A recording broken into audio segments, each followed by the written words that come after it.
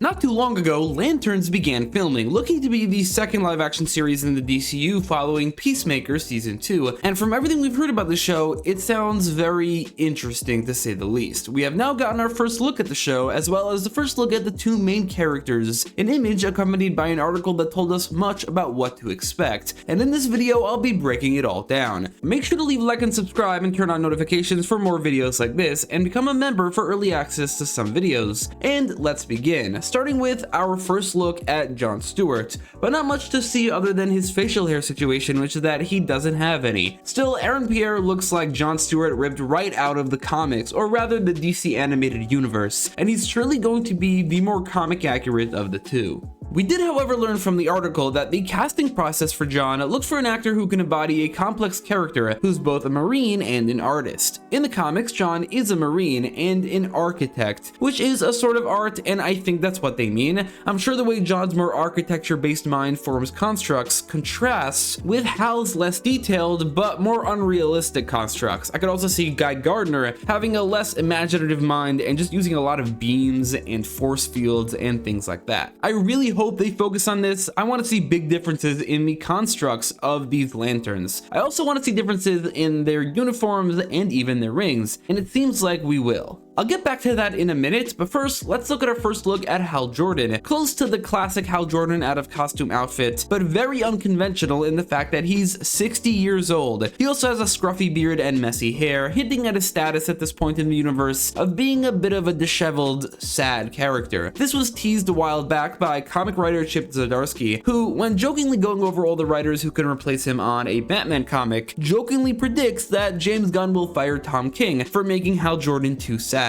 Tom King is the person who originally pitched the show, so this version of Hal will be old and sad and messy, just not at all how I would have characterized him, like in the slightest. His personality will likely be closer to comic Hal, being a highly competent lantern who does know what he's doing and is comedic with a bit of a dry wit. Kyle Chandler also doesn't look as much like Hal compared to Aaron as John, but that's not really an issue. He definitely does look like an older Hal Jordan, and a lot more than some of their original choices, like Josh Brolin, who I'm really glad skipped. It's explained in the article that Hal is close to retirement, something very uncommon in the high mortality rate job that is being a member of the Green Lantern Corps, but if anyone would get there, it's Hal Jordan, canonically the greatest Green Lantern. He'll at least have that, even if he is a sad character. Then again, Guy is, going off the actor's age, only 6 years younger, so I guess it's an easier job in this world in general. Not only is Hal close to retirement, but the whole premise here is that he's training his replacement, John Stewart. Now this is interesting because that's not typically how things go with the Green Lanterns. That is not typically how Green Lanterns are recruited. Usually one dies and then their ring flies off to find the replacement. Here, John was chosen to be Hal's replacement in preparation for his retirement, or at least that seems like what's happening. It's certainly possible Hal will still die anyway, but I wonder what'll happen if he doesn't, and I don't think that's ever happened in the comics with a Green Lantern retiring from old age. Like, what happens to his ring? Now, while we don't see John's ring in the shot, it seems like it's obscured. He definitely does have one. We do, however, see Hal's, which looks pretty different from Guy Gardner's ring, which we could see in the Superman trailer. This could mean that every lantern has their own unique looking ring, like how they have their own unique looking costumes, and I love that. Generally, I think both rings look good. Neither of them are amazing or anything, but I mean, it's a Green Lantern ring, not an entire costume or anything. I mean, it could only be so good. I just like how every Green Lantern will now have their own unique rings, or at least the human ones, who maybe could be explained to have more individuality to them or something. Speaking of costumes, the article goes on to say that while the lanterns will have the rings and the power they bring, and then other characters and the lore will either be referenced or even shown, the series will, at its core, be about the lanterns on the job, but out of uniform. Now, okay, listen, I get it. I think this makes sense for a TV show. The lanterns being in costume all the time and then flying around, all on top of using their powers to create constructs, sounds too expensive for a TV show in live action, but that's the exact reason I thought a live action TV show is literally the least fitting project for a Green Lantern. But alas, sure, it makes sense. I just hope they suit up a bit, like maybe in the finale when things get more super heroic, maybe then when other lanterns show up so they wear their uniforms, maybe they're supposed to wear the uniforms but they just don't. I don't know, I'd be really bummed if the series ended up being more of a cop show than a superhero show, and the costumes would definitely be a part of that. I think also the lanterns walking around all over the place will feel a bit weird. Like, it'll feel like they are limited by the budget, because typically lanterns, they just float around all over the place. Why would they ever walk? I don't know. It just seems like there's missing something, but at the same time, that might be necessary to restore the Green Lantern brand. The showrunner said that the show is designed to be accessible for people who don't know the mythology, which is why it's so grounded. But hopefully, he says, it'll be satisfying for people that know it backwards and forwards. As somebody who does know it backwards and forwards, I don't think I'll ever be fully satisfied with what we're getting here. Even if it's the highest quality show the DC has ever made, and it seems like they are aiming for that, I'll always wonder, what if Hal was a more normal age? What if the Green Lanterns were allowed to be superheroes and not just cops?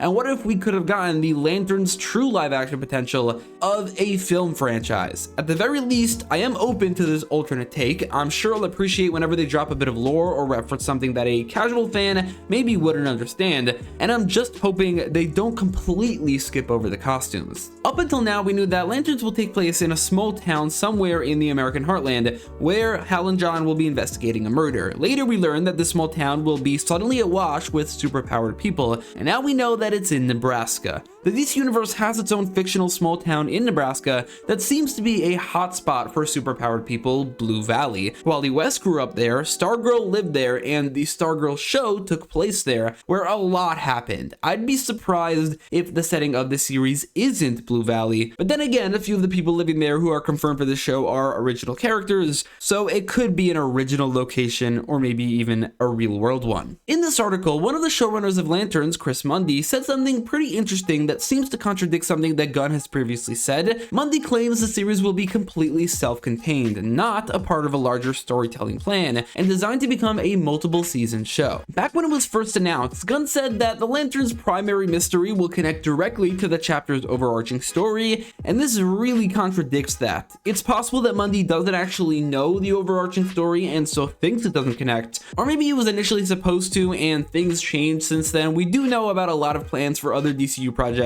that did. I don't mind either way in terms of interconnectivity, but generally speaking, for TV shows, I miss the old format where they release a new season every year. I'm sick of waiting 2 to 3 years for each new season, and I don't see why that wouldn't be possible for Lanterns. That same showrunner was mentioned to be generally new to the world of comics, but not to worry, the series has other writers like Damon Lindelof, who like the Green Lantern comics of the 1980s apparently, and Tom King, a contemporary DC Universe comic book writer who I'm sure brings a lot of knowledge. And then Chris Mundy has stated plainly that while the goal is to deliver something timeless and grounded, they also really do not want to sacrifice the magic of the source material. In a series rooted in nuanced storytelling, rich world building, a layered drama that balances tension and mystery with honest, authentic emotion. I think the goal here is to make a very good TV show. With that goal in mind, 4 of the directors of the season have been confirmed, possibly all 4 if each directs 2, or maybe just the first 4 of the season. Alex Sakharov, who has directed for Game of Thrones, Geeta Vasant Patel, who directed for House of the Dragon, James Hawes, who directed for Black Mirror, and Stephen Williams, who directed for Watchmen. Clearly, they're using mostly in-house directors and those with experience in both high concept and high quality shows. All things considered, while this would have been far from my first choice for a Green Lantern project, I can absolutely acknowledge that the one and only time Green Lantern got a movie, it was bad and rejected by audiences